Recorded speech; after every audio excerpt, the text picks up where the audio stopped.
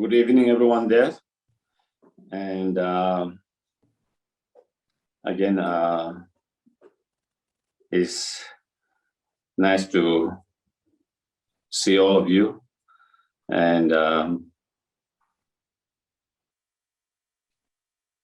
to be able to again have these conversations. So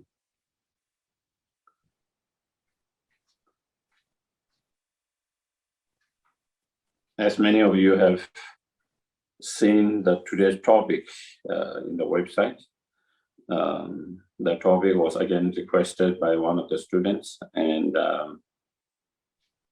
the importance of the practice such as 35 Buddha and Vajrasattva purifications and other form of preliminary practices, such as known as preliminary practices or Mondo practice. So the importance of that, I think that was the request. And for the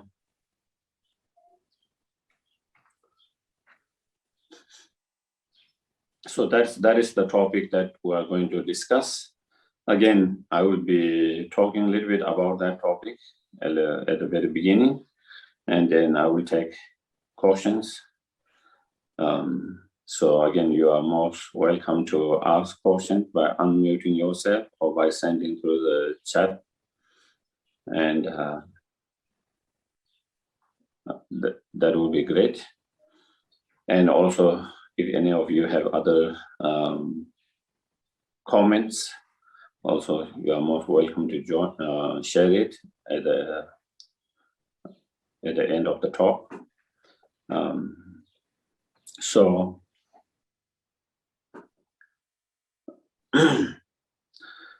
for the success of our spiritual path and our spiritual realizations, it's important to gather all the conditions, like in everything. It is not one cause that lead to whatever result. Many cause and conditions have to come together. Whether we talk about, for example, in our case, whether it is a climate situations, that climate situation is not led by one cause, but there are so many causes and conditions that led to that. And if we want to reverse that, also we cannot reverse it by just engaging one cause. So many causes and conditions have to come together to reverse it. And that will be same with all the, situations. And that apply same to all the plant and our spiritual practice as well. Also just in the plant, if you want to have if you want to plant and whatever plant it is, and to be able to produce its full potential of that plant with a healthy plant with all the flowers, branches, leaves, and fruit, whatever that is. If you want to have that fully developed, then again, it depends on many causes and conditions. It's not just one thing. Same in our spiritual practice. For the success of our spiritual practice, of course, there are certain causes which is important, but it's not just one cause. Many causes and conditions have to come together. Whether it's an external world or whether it's an internal world, and so that applies same. And so that is why those preliminary practices are important to gather some of other cause and conditions on top of our meditation and the main practice of the meditation contemplations. And sometimes I think maybe if we kind of apply that example to the plant, sometimes it could be helpful,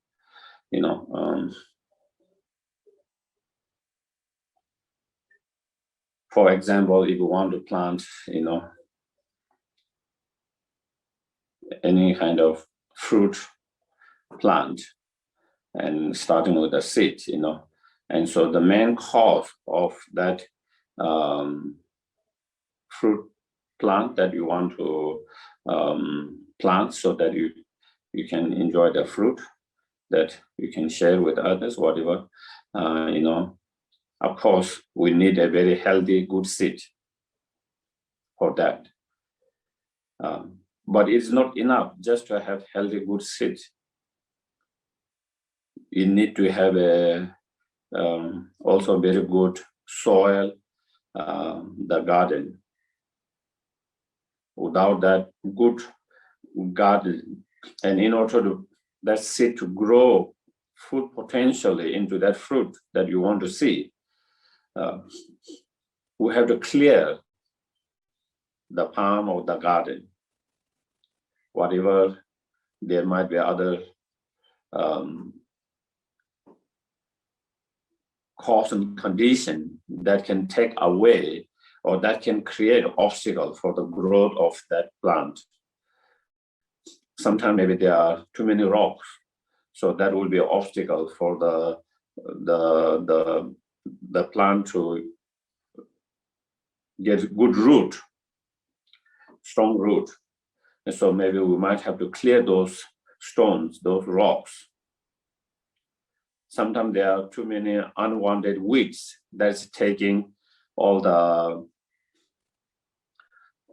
nutrients or the waters, and thereby the main seed, the fruit seed, is not getting the enough water, moisture. And so we have to take away those unwanted weeds and all those things. So we need to clear whatever that might create obstacles for the growth of that plant. So clearing the obstacles. And on top of that, then of course, we need to create the conditions, right? Conducive conditions, whether it is water, whether it is heat, whether it is fertilizers, whatever it might need it. So then when all this come together, you have a very healthy plant seed, you have a good soil, and then you have cleared all the obstacles, and you have created all the right conditions, such as gathering the whatever good fertilizers, and in terms of good light, heat, whatever it needs, and water, so forth, then the plant can really grow fully to its full potentials. In the same way, when we engage into a spiritual path, when we want to have a fruit of our plant and the fruit of our spiritual realizations, of course, like the seed, healthy seed, the main cause is the practice of whatever subject that we are practicing, whether it is emptiness, whether it's loving kindness, compassion, bodhicitta, or any topic, any subject. The main cause is contemplations, meditation on that. That is one of the main causes, like the seed. But in order to that seed to grow fully to its realizations, for that meditation to produce real realizations, the fruit of realization, the plant of realization, then just the meditations or contemplation itself is not enough.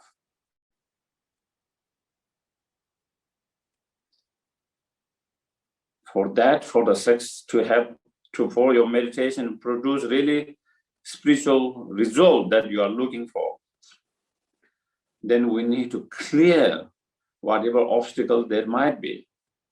And so therefore, the practice to clear all these obstacles is purifications. That has been taught by the Buddha himself and followed by all the Indian masters and the Tibetan masters.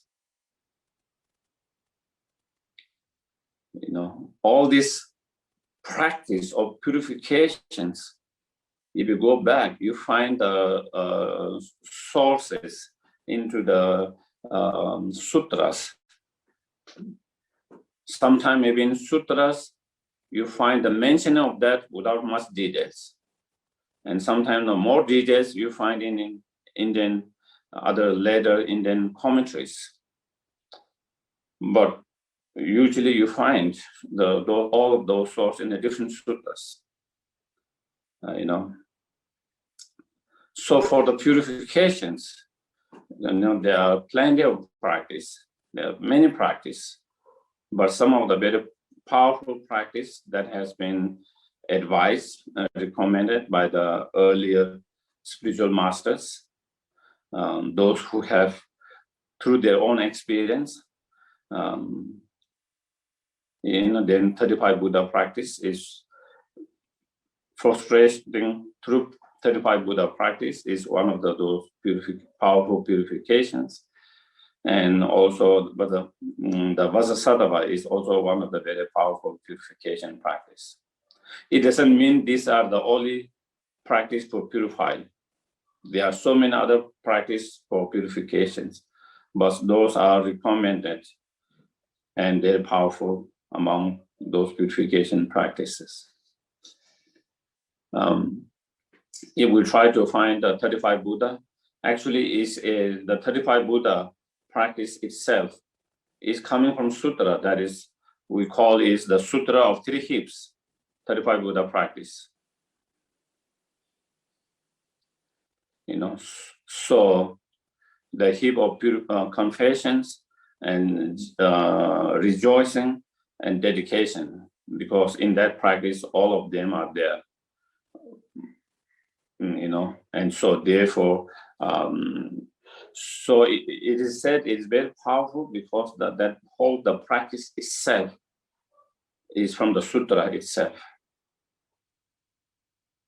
And of course, I don't want to go in detail with the benefit of reciting name of all the benefit of reciting the name of each of the Buddha and prostrating, all of that. You can find more detail in the practice itself.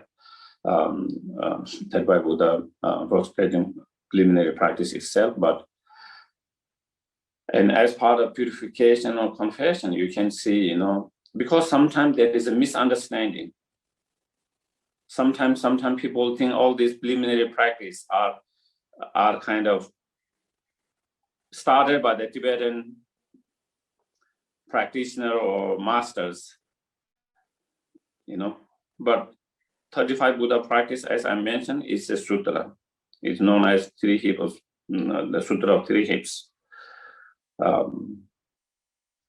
As far as purification confession is start, you know, you can see even like sutras as a Golden Light Sutra. There is one chapter on confessions, purifications, you know, and in many other sutras also you find about those practices. And also in Nagarjuna, you find about that. Yeah. And also in Shantidevas, in chapter 2 and 3, you know, it is about the 7-limb practice. And those 7-limb practice contains purification and accumulation of merit. Purification to clear the obstacles and accumulation of merit to gather all the right conducive conditions.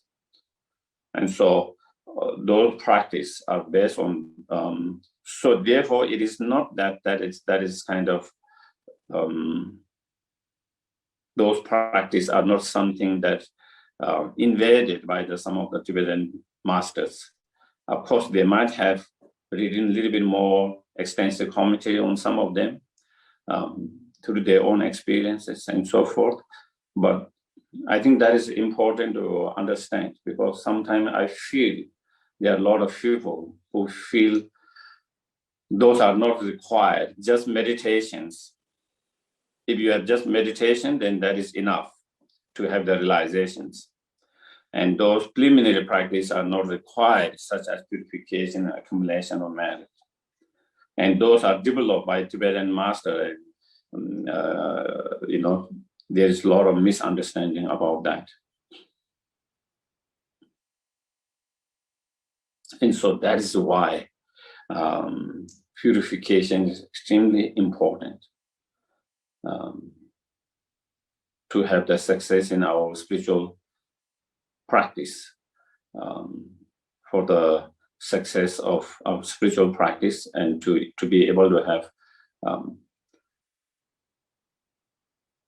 and also among Tibetan masters, there are many at the very beginning of their spiritual path where they where they didn't do those preliminary practices. They just started meditating, contemplating, and that. And over the time, even though they have been meditating and contemplating for so many years, still they couldn't see any much transformations. They still couldn't see any realizations and transformations. And later, when they started to integrate the practice of purification and accumulation of merit, then they started to see some transformations. Then they started to have those realizations. So before they integrated those at the very beginning of their life practice, when they didn't integrate it, they struggled. And so that is the that is the same as I mentioned before. That was the experience of Lama Tsongkhapa himself as well.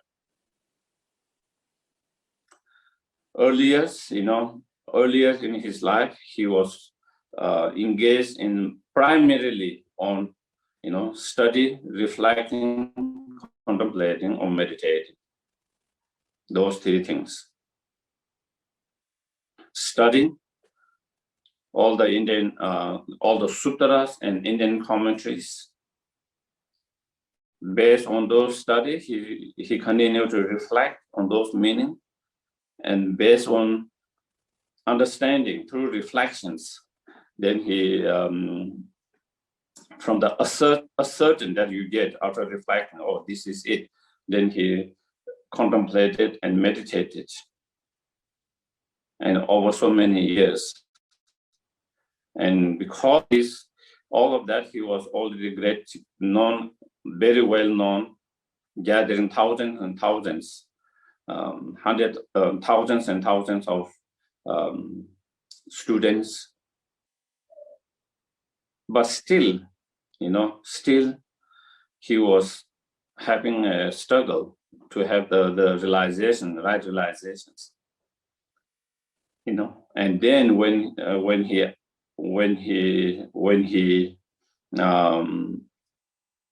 through by the advice of Manjushri, and when he applied, and in the advice he was giving advice that you need to, in order to have the realizations and real transformation, then you need to integrate all this practice, integrate the practice of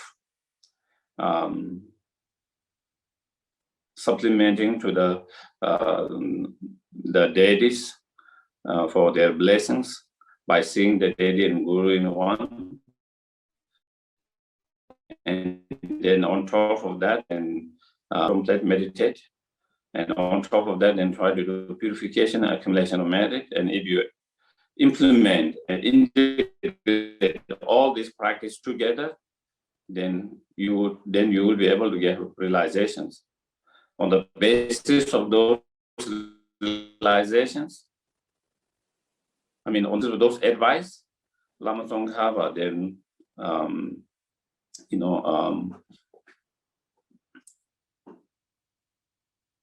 took the time to apply all this, integrate all this practice, and dedicated for that. And so when he integrated and applied all this practice together, then he was able to have the realizations. And so through his own experience, he shared that. It's not that like that he was writing or other masters were writing just based on their intellectual understanding or just by reading the commentaries and that. Based on their own personal experience, that is how they develop their realization, how they struggle to develop realizations and have the transformations without integrating all of that at the earliest, when they were just trying to reflect on meditation, just meditating on contemplations, didn't lead them to the realizations, spiritual realization that they are looking for, or they are trying to achieve, or realize. And that was the experience of so many masters. And through their experience, they shared that. Also, in the Kadamba's masters teaching, Kadamba teaching, you see very often, time to time, where some of the teachers giving advice to their students, I don't remember each of those, which teacher said to which and all of that, but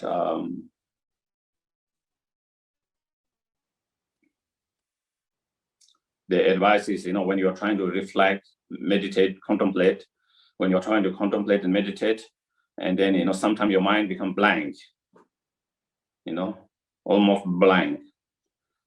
Then they say, when that happens, then just get up and do some prostrations or do some accumulation of merit by making some offering and so forth, Or sometimes when you're trying to meditate and contemplate, when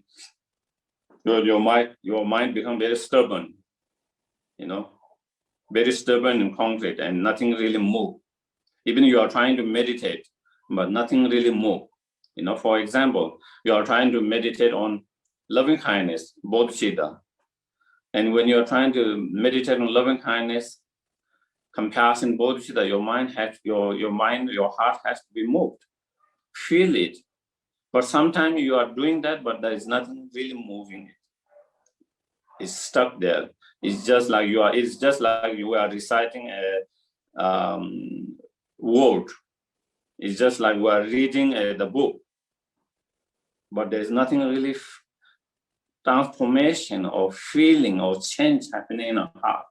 In those cases, again, even though we are trying to meditate, contemplate, when that doesn't happen, then again, the advice is try to do more purification, accumulation, get up and do those practices. So there are many advices that Kadamba masters gave to their individual students when they were meditating, contemplating, and when they were struggling to have any kind of transformation, any kind of changes, any kind of realization, and those are some of the advice that they gave. And also, I didn't personally kind of interact myself, but one of my friend who live in Dharamsala, he said, because in Dharamsala there are many meditators dedicated their whole life to practice and meditations in those mountains, by themselves. There are many of them.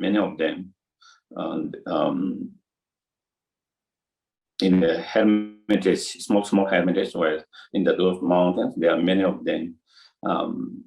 And my friend who lives in Dharamsala, he's also Geshe, and he's really, really very well-known Geshe and very So he had some interaction with some of those meditators, meditating monks. And also that was their experience. Those meditators, they say, sometimes, some days, many times their practice is good. Meditation is good, their practice is good. But there are some days or weeks or months when they get stuck. Their mind gets stuck. They get stuck. Cannot move much. And there isn't much transformation that. And then when in those cases, when they started to do more purification, more accumulation of merit, and when they integrate those practices, implement those, then they started to see changes. They started to see changes. So these are individual, personal practitioner experience. And it is not an experience that was in the past. It's the same that present meditators, they personally, through their practice, they find how when you integrate those purifications and accumulation merit, those practices into your main practice of whatever meditation that you are doing, how it affects and how the practice become much more powerful and helpful and transformative. And so for that reason, why those practices are very crucial and important. Of course, if you are not interested in actualizing any spiritual realization, then of course it is not required. If you are just kind of interested in intellectual understanding, informations, curious about the Dharma, and you are just kind of, then maybe it's not important. But if you are seriously, if you want to seriously trying to practice and you are seriously want to have a spiritual realization, if you seriously want to have a transformations in your heart, your mind, then those parts are very important. Integrating all together is so important. Sometimes we tend to, just focus on one practice and ignore all other practices. Just focus on one, and that doesn't help. You will have to integrate and bring all these practices together.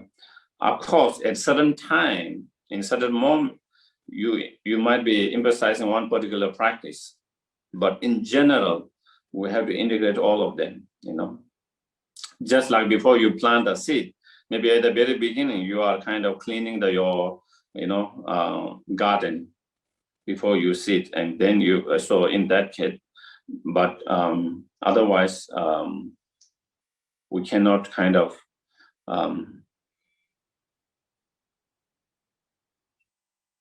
ignore or neglect any of those practices. Instead, we have to kind of integrate all of those practices together, and the very purpose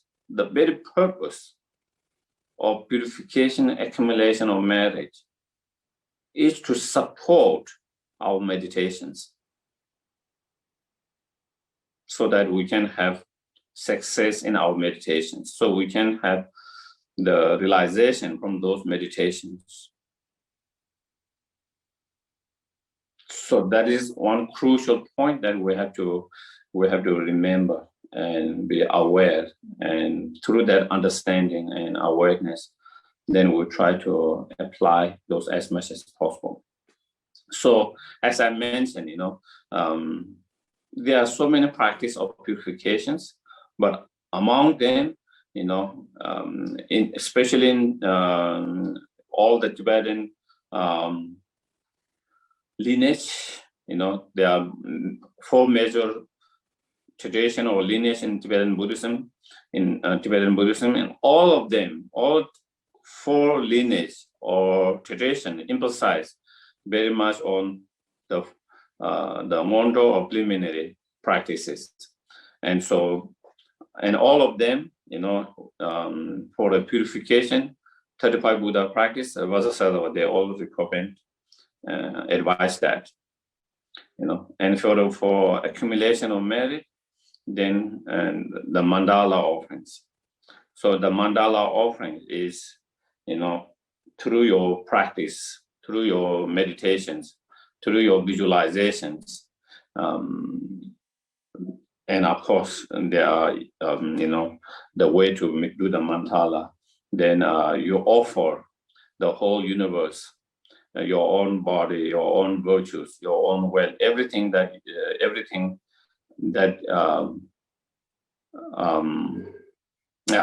that belong to you and everything that is common, you and others, you offer that from deep from your heart, the whole. And so that is when you are able to do from the deep of our heart, not just the kind of, motions of doing the mandala, but actually deep from your heart, then it becomes very powerful to let go of the attachment, the clinging to our own body, for our own wealth, to our own life and all others. It becomes a powerful way to let go of clinging, grasping to it, and as well as when you are able to offer it without any kind of clinging, grasping, then it becomes very powerful practice of accumulating merit. So again,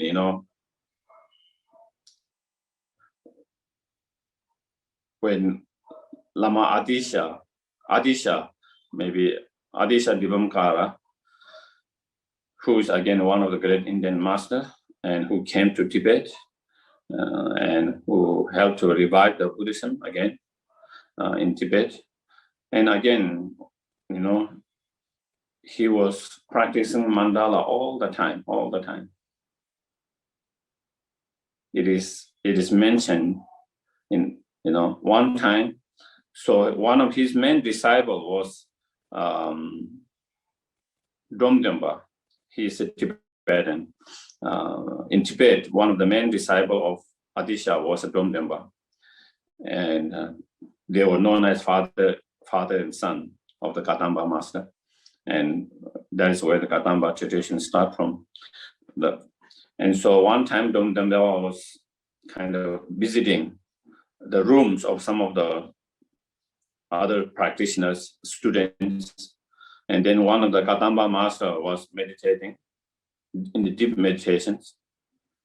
And because he had been meditating, he hasn't done any practice of mandala and so forth. And so therefore, the mandala set was there and it was kind of a little bit dusty, because he hadn't touched for a while, because he was very ingrained into the meditation. And then Domdemba said, "Oh, your mandala set is kind of in the dusty, a little bit dusty. It seems like you haven't used it much. Seems like you haven't practiced or used it much." And he said, "Oh, I have been distracted in meditations. I have been meditating." And then Domdemba made a comment, kind of, he said, "Oh, that must mean you are better than Adisha." He said, "Adisha never stopped making a mandala offering each day,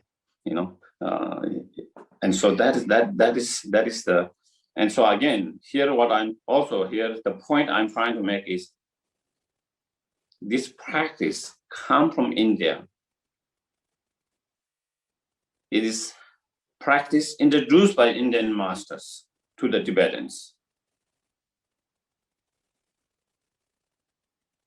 And those Indian masters, they are source of those practice in the sutras, different sutras, because very often, I think a lot of people have, again, as I already mentioned before, those preliminary practice are more like a Tibetan Buddhism. It's nothing to do with the Indian Buddhism or the real Buddhism. There's a lot of misunderstanding of that. outside and sometimes even within those who are studying Tibetan Buddhism, and they don't see the importance of those.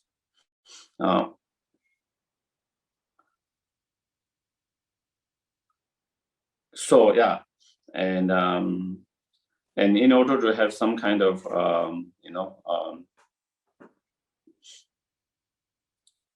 inspiration and blessing, then the practice of Guru Yoga by seeing the deity and Guru as one, and then that practice. So those are the kind of the main kind of preliminary practices. When we say preliminary practices, of course, we try to focus on those practices at a certain time to complete certain those practices, but we have to integrate them in every day.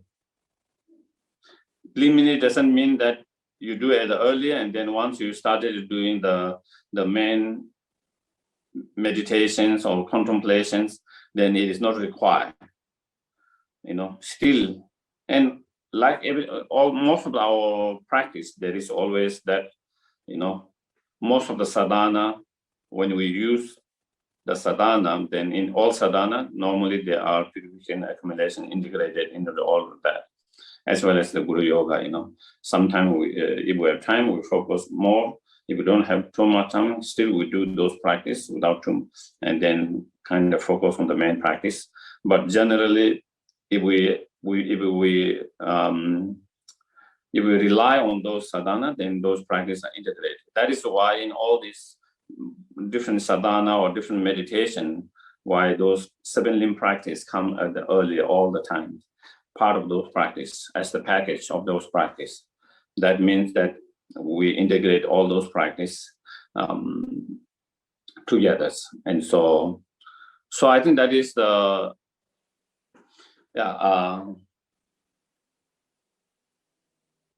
so I think maybe instead of me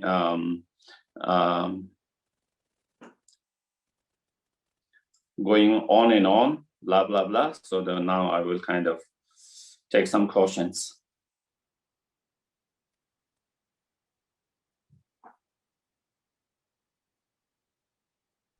Any questions? Geshe-la, there are a couple of questions in the chat box. They are, what is your favorite preliminary practice? Why? What is your least favorite preliminary practice? Why? And what is the first preliminary practice you recommend students to begin with?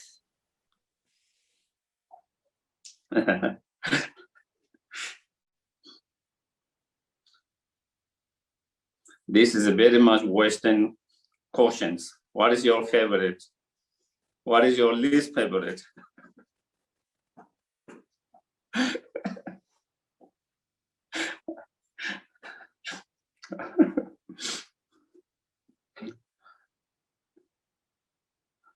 I don't think you need to have favorite in everything.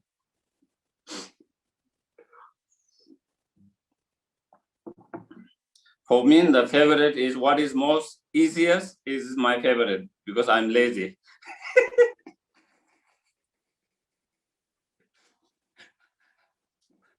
Whichever is most easiest, that is my favorite, because and whichever is most difficult, that is my least favorite, because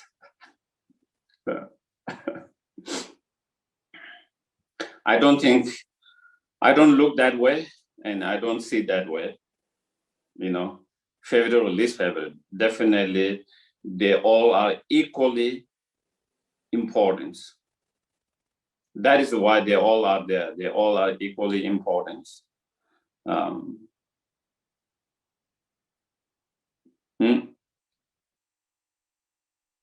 Of course, in terms of physically, some of are a little bit more difficult than others. In terms of physically, frustrations physically is a little bit more challenging. Vasasadava is a little bit less physical challenging, even though for some people, mentally, it might be more challenging. Especially when they are trying to do 3 months Vajrasattva retreat, just focusing on that. For some people, emotionally, it can bring a lot of things up. And that is what purification should be done. It has to bring all the garbage up. Sometimes we don't like to bring all the garbage up because it is kind of smelly. So sometimes we want to pretend it is not there, so we don't have to smell it. So through those practices, sometimes those garbage come up, and then you have to deal with it. And if you don't know how to deal with it, then sometimes it can be a little bit challenging. If you don't have the skills, method, and way to do it, sometimes it can be a little bit challenging. So, but in generally speaking, I think frustrations, 35 Buddha frustration, that is physically a little bit more challenging, especially as you get older, it becomes more challenging. If you are trying to do the full frustrations, of course, that will be the best if you could do the full frustrations. But due to some kind of health issues, and then of course it can be a half frustration, as well. And so nothing is kind of like fixed. This is the only way to do it. Depending on our health and situations, it is kind of flexible. And I think that is because at the end, whatever practice we do, at the end, it always comes to the mind. It always comes to the mind. When you are doing practice, it's not about the external frustration itself, but it's more how sincerely you are doing from your heart, and all of that. So therefore, those are the, so I think I wouldn't kind of have a least favorite and least favorite, okay? Definitely frustrations, during the frustration, it has physically a little bit challenge to me. But if you are doing little by little over the long time, I don't think it would be challenging. It just take the time, But because when I was trying to finish in 2 months, and it took me 2 months and 10 days. So then, of course, when you are doing too much, I had problem with my knee, I couldn't kind of, in the middle of that, I had some challenge of that. And another time, I tried to do again in 4 or 5 months. Also that time, even though I took more time, but still I had that. But not everyone has that challenge, So again, it is just like our body, Some have more challenging than others, and especially it is more challenging when you push yourself too much. So that would be that can. So my first, I did the frustrations, the 35 Buddha frustrations, and so that was my first practice. Again, in terms of what to start with, the students, it depends on individuals, I think definitely if you want to do all the 4 preliminary practice, that would be great. And if you want to do that, then frustrations starting will be, the earlier you start, it will be easy. As you get older, then it becomes more challenging because of your body, doing a lot of frustrations. So therefore, that will be, when you are younger, then it is more easy to kind of do those physical things, more easier. Guru yoga and Vajrasattva's, those are physically easier. And so that it can be done much later. Normally, you do the purification first, and then you do the accumulation of merit, and then you do the Guru Yoga. And then the main subject or your meditation, whatever, Lamrim or whatever, or Vajrayana practice, whatever you do, you know. So yeah, so I think with that, did I answer the question? I think I covered it. Yeah. Okay. So any other questions?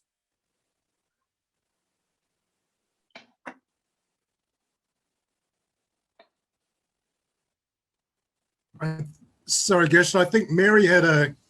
There are two more in the chat. One is the mandala. Yeah.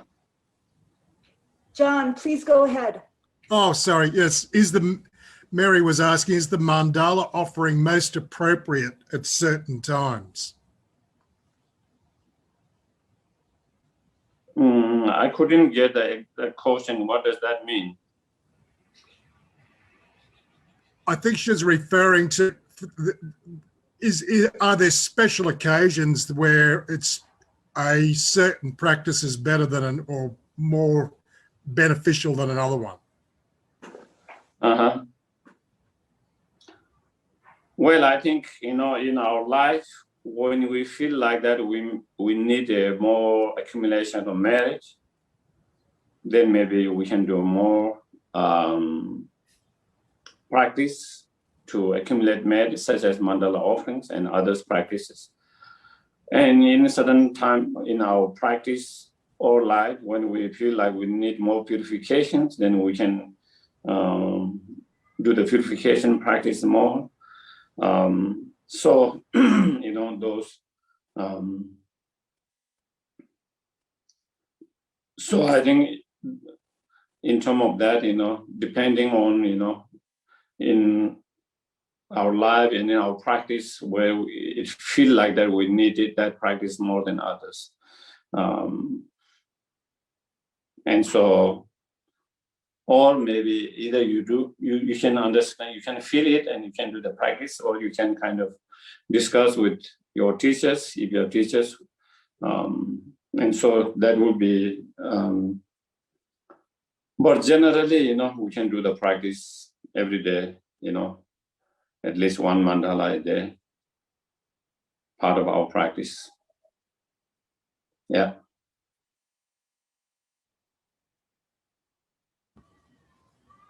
There was just as a extension of that, Geshe-la, if I don't have a mandala set, can I just recite the mandala offering prayer?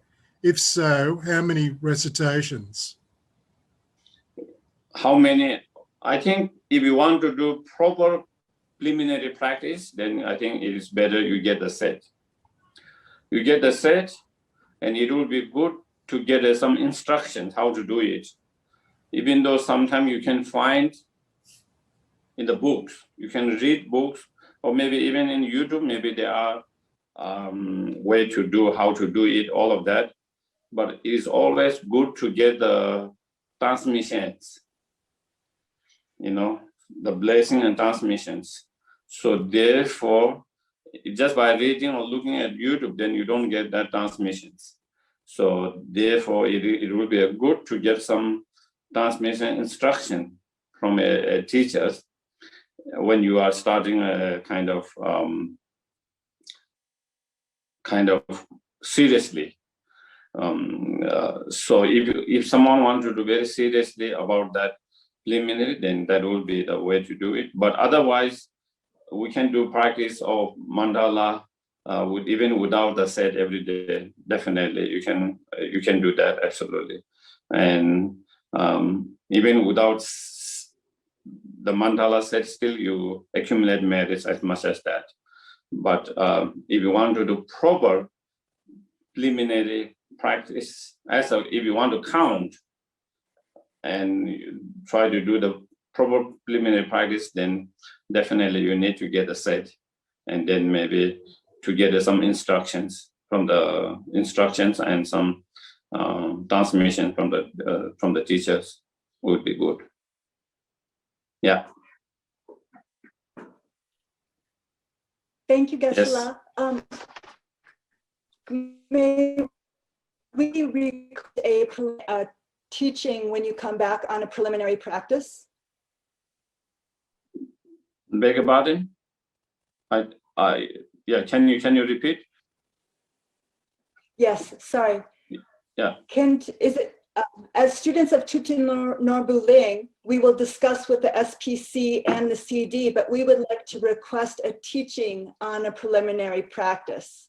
So we're just hoping that you will give another teaching on a preliminary practice. Yeah. If there is interest, and the student want to, if there is an interest and the student want to do, of course, I will be more than happy to do that. But yeah, it has to come from the student side. Of course, different teachers have different approach and different way of doing things. My approach is not to push anyone. If there is interest from their side, they can request, and I'm happy to do that. But I'm not going to say you have to do this or that. And whereas some teacher will say, you have to do this or this and that, this practice or that practice or this or that. That is approach of some teachers. But yeah, and so if I share the information, and then if the students are interested in learning and doing, then I will be more than happy to share whatever little knowledge I might have on that subject matter. Yeah. Yes, please. Geshe-la, I have a question. Just regarding the objectives of like 100,000 prostrations or 1 million.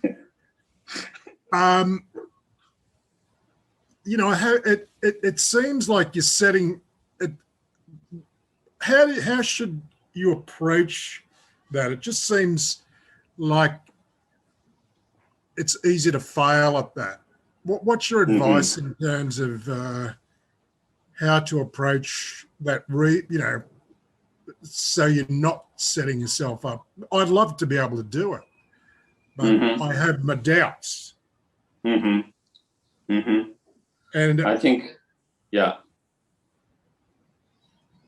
Well, I think the doubt and the caution you have, I think most of you probably have that.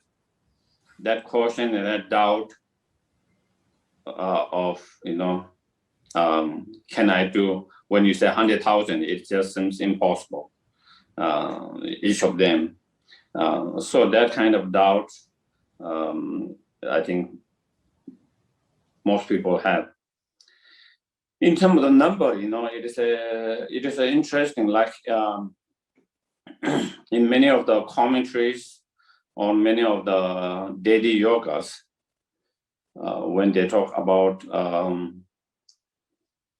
we call lerung or nyamba, which means coming close, becoming a practice to becoming closer to the deity. So then in those, they said the best, you try to practice until there's some kind of sign that you have achieved whatever you are trying to achieve, So in those daily practice, the best sign is that you see, you actually see the deity in your meditation and practice, have the visions and so forth. Until you see that, you do the practice. That is the kind of the top. If you can do that, that is the best. So it's not number. of the mantras, but it is when you do that until you see that sign. So that could mean many, many lifetimes for some people. For some people, maybe one lifetime. For some people, it could mean a few years. For some, it could be a few months, depending on a lot of other conditions from the past and present. If not, then there are some other signs of having reached certain, have made certain progress, about certain sign in your dream and other things that there are way to check certain signs. So you do that until you have those signs. That is kind of the middle, second level, middle level. The minimum level is that you have to do certain numbers, whether it's 100,000, some of them of 600,000 or more, depending on what mantras, depending on what deity, and so depending on that, so number changes. So that is kind of minimum, So even in some purification accumulation, the best would be not counted. You do until all your negative karma have been purified. So that could mean many, many lifetimes. But, and sometimes it might take a long time, and also sometimes we don't know how to, check how much we have purified or not purified, how much we have accumulated or not, because it is not something physical.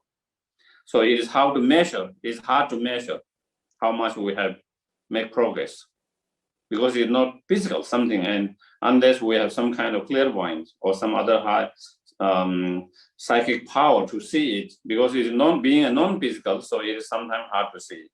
So then the advice is to do 100,000 each of them. And also those are also, again, numbers are not made by the Tibetan masters. Those numbers, they all come from the Indian commentaries, all of them. If you can go back and see in the different Indian commentary as well. So that is why, I think the reason why in terms of that numbers, where it comes. Number is kind of like the minimum, kind of the minimum in terms of that. The best is to do until we have some sign in dream and other other things. And even better is until you are 100%, you are clear that you have purified all of them, and then you are not creating any more new ones. Because even you have purified all the others in the past, if you are still creating, you still need to do continue to the purifications, So so that is one thing. In terms of the numbers, at the very beginning, it seems a little bit kind of scary to see 100,000, those numbers, unreachable. But the good thing, one of the things that I personally find, and also I found many other people also find, is when there is some number, then, it drives you to do it. You have goal. If you don't have number, or I feel like I want to do today, and then for the next 5 days, weeks or months, I don't feel like doing, you don't do it. So then, since there's no goal, you don't drive yourself. And so then you don't do the practice so much. But when there is that number, you have goal, you want to achieve that, you want to finish that, and then it drives you, and then over the time, once you really put it, then you can finish it, unless you have some kind of health issue and so forth, or some other problems. And so once you complete it, then it gives you confidence. Oh, I thought I will not be able to do it, but I did it. So then it gives you confidence to many other practices. And that is what I have also seen with many others, students as well. At the very beginning, many of them said, oh, I can't do 100,000. But then they started doing one, and they completed, and they were surprised with themselves. and very happy to do that, and very grateful, and then that gives them confidence to start the next one. Because then they think, oh, I can do that. So then number doesn't matter anymore. Before, the number seems too huge and it matters. It seems it is something unreachable, something I can't do it. But once you have done, then it seems, oh, after that, then all these numbers doesn't really matter, and it doesn't become an obstacle. Those numbers doesn't become an obstacle from you to start the practice. So that is a little bit of my take on that. Yeah. Any other questions? Yes. Geshe-la, Bob has a question. Bob, please Yes. unmute your mic. Okay. Yes, please. I actually just had a comment. I was just Yes, please. that when doing the mandala offerings, I discovered that there's different sizes of mandala offering kits. And following actually a course that Geshe-la gave on mandala offerings, I tried to use a bigger set for more merit. And I discovered that it was physically too hard for me. And I actually developed a carpal syndrome, a repetitive injury on my wrist. And then I discovered that by cutting back to a smaller, lighter set, I was able to complete the series. So anyway, I just mentioned that just for if anybody's thinking about the mandala offering, there is a physical component to that as well. Yes, I think that is really good that you shared that. I think normally when you are not really doing 100,000, when you are doing just once a day or during the different ceremonies, or even within your practice, having one big and then having all the precious stones and all that, it doesn't matter so much because you are doing just one. But when you are doing for preliminary and you are doing so many of them, then because you have to hold on your hair and you have a wrist, and so rubbing and all of that, then over the time it can have a that kind of effect for some people, or for most people maybe. And so definitely, yeah, yes. And so that is why I think when we do the actual mandala, then like preliminary practices, we use rice or grain, and then a little bit of stone, but not all the too many stones, so because it doesn't become too heavy, Okay. Any other question, comment? Seems like maybe is that the end?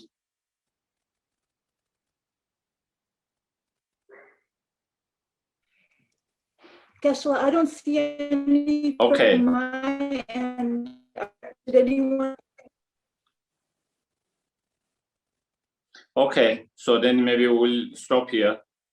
Thank you very much, everyone. Thank you, thank you. See you next week. Thank